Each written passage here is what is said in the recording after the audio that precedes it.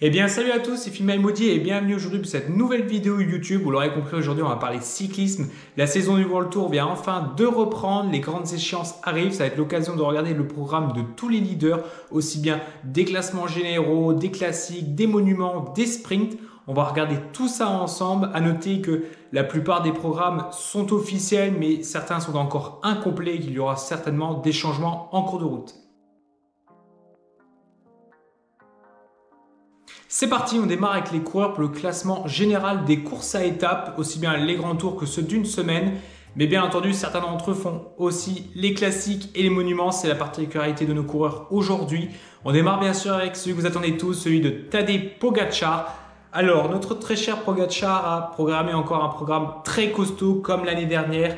Il devrait démarrer par l'UAE Tour, l'Estrade Bianche qu'il avait écrasé l'année dernière, Milan-San Remo, la course qui lui manque à son palmarès mais qu'il essaye de gagner depuis plusieurs années. Il devrait ensuite aller un peu sur les Flandriennes avec l'E3, Gange-Welgem, le Tour des Flandres. Ensuite, les classiques ardennaises avec forcément Liège-Bastogne-Liège. Et après, le Critérium du Dauphiné en guise de préparation pour le Tour de France. Et il devrait normalement enchaîner avec la Vuelta. Il n'y aura pas de Giro pour lui cette année. Et pour finir la saison, forcément, avec les mondiaux, il va défendre son titre et le Tour de Lombardie où il est vainqueur depuis tant et tant d'années. Je ne sais pas si un coureur finira par le battre un jour sur cette course. Un programme forcément très costaud à l'image de Tadej Pogačar. Mais voilà, hein, c'est un ogre et il veut tout gagner. Néanmoins, finalement, il y a quand même beaucoup de courses d'un jour. Il n'aura pas tant de courses à étapes hormis les deux grands tours. Donc finalement, en nombre de jours, ce n'est pas tant que ça. L'année dernière, il avait fait plus, puisque l'année dernière, de mémoire, il avait fait Tirreno Adriatico et le Tour de Catalogne, qui sont quand même des courses à étapes de plusieurs jours. Un programme très très costaud. On passe avec celui de Jonas Vingegaard. Cette fois-ci, il y aura moins de courses, mais quand même des courses un peu plus longues. Il démarra avec le Tour d'Algarve, Paris-Nice, le Tour de Catalogne, le Dauphiné et ensuite un enchaînement Tour de France, Vuelta comme Pogačar. Et pourquoi pas un mondial, c'est pas encore officiel, mais ça pourrait être l'occasion pour Vingegaard d'être champion du monde puisque cette année ça sera au Rwanda avec un parcours très costaud avec beaucoup de dénivelé. Il devrait y avoir plus de 5000 mètres minimum normalement. Donc voilà, Jonas Vingegaard, je suis quand même un petit peu déçu qu'il n'ajoute pas une petite classique ou un monument qui pourrait correspondre à ses qualités. J'aimerais le voir sur ces courses-là, mais cette année, voilà, on a bien compris que ça sera focus sur les grands tours. Pour Primož Roglič, alors là, ça sera un programme très très léger en nombre de courses, mais par contre, un enchaînement Giro Tour de France.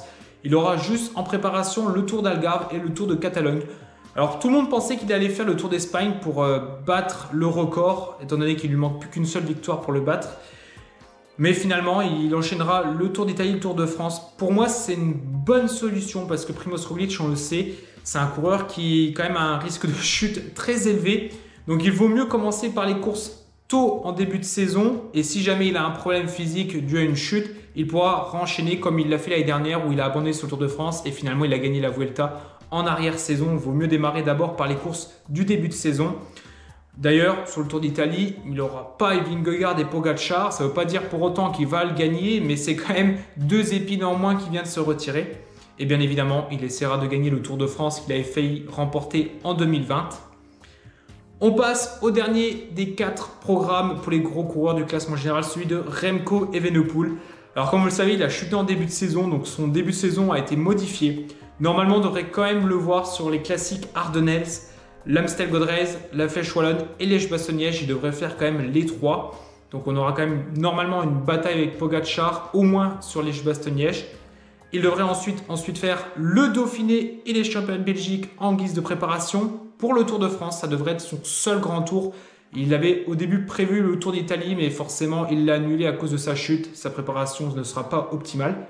Et normalement, bien sûr, il devrait finir par les mondiaux. Ça, c'est quasiment une certitude. C'est un coureur de championnat. Ça va avoir 2 courses difficiles, aussi bien contre la montre que la course sur route. Normalement, on devrait le voir. Au final, sur le Tour d'Italie, du coup, on devrait retrouver, bien sûr, Primož Roglič, mais aussi Ayuso, Hindley, Adam Yates et Simon Yates, David Gaudu, Mikel Landa, Richard Carapaz et Martinez. Ça fait quand même voilà, une petite dizaine de coureurs. Ça devrait être ces coureurs-là qui devraient constituer le top 10 au final.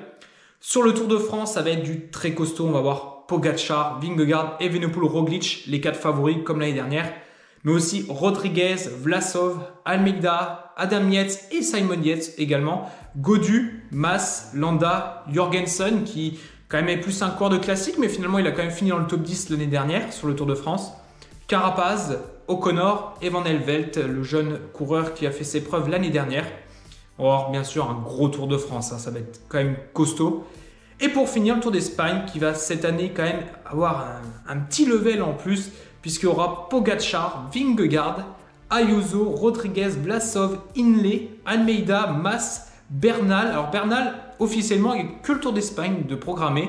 Mais là, on l'a vu, il a remporté les 2 courses sur le championnat de Colombie. Et ce qui va être au programme sur le Tour de France, c'est pas encore officiel. Et ensuite, on aura aussi Ben O'Connor et Van Helvelt normalement. Voilà, ça sera de très belles batailles sur les 3 grands tours cette année. Concernant les classiques et les monuments, vous l'avez compris, on va retrouver bien sûr Pogačar et Evenepoel, 2 coureurs de classement généraux, mais pas que. On va avoir 2 gros clients en face, forcément. Mathieu Van Der Poel, récemment champion du monde de cyclocross. Il devrait commencer avec Paris-Nice ou Tirreno Adriatico pour peaufiner sa préparation et ensuite enchaîner sur ces courses où il est très souvent favori.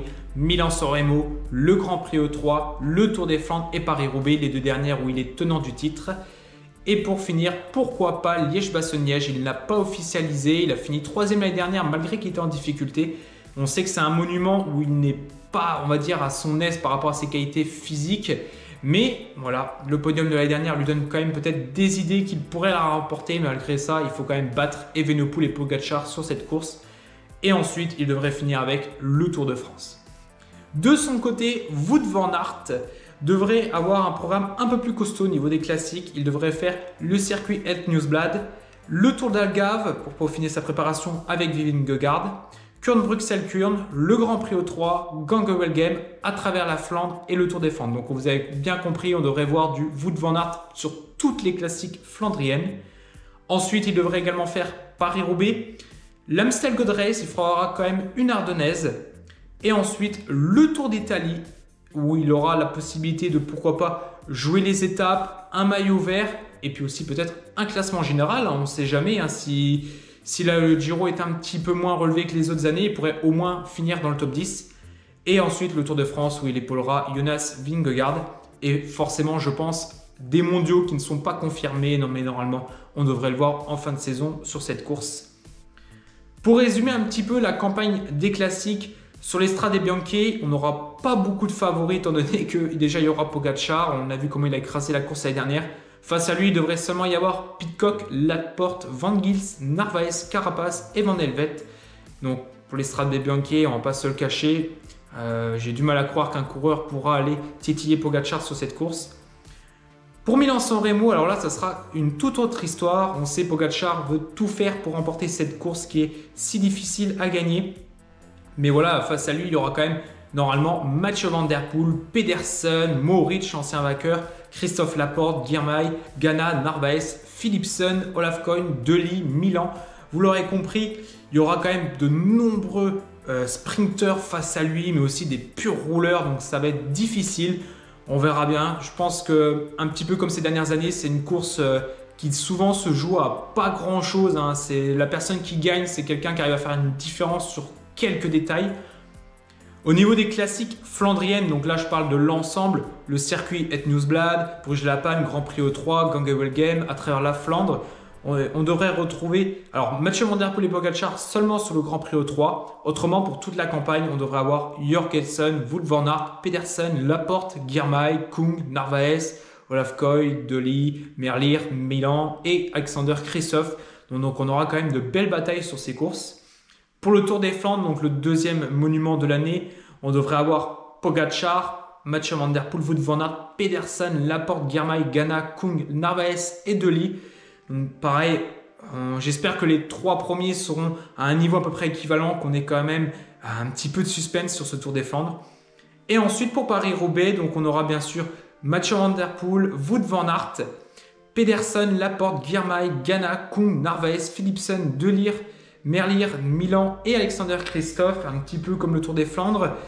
Et pourquoi pas Tadej Pogačar, puisqu'hier il a publié un réel où il s'est entraîné sur la trouée d'Arambert. Alors, est-ce du buzz? Est-ce une petite sortie en préparation pour le Tour des Flandres?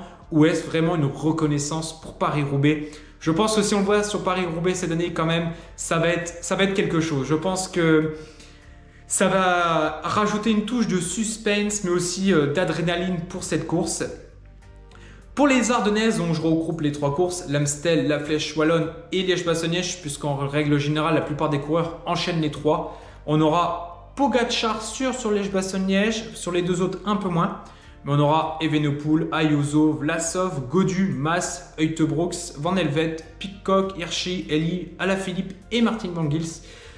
Donc on retrouve quand même des coureurs qui sont un petit peu plus des coureurs typés pour les courses à étapes, mais forcément les Ardennaises, ça correspond aussi à des coureurs qui sont très forts sur les courses à étapes. Et pour finir, le 5e et dernier monument, le Tour de Lombardie en fin de saison. Alors Pogačar forcément a assuré quand même sa participation, lui qui est quadruple tenant du titre.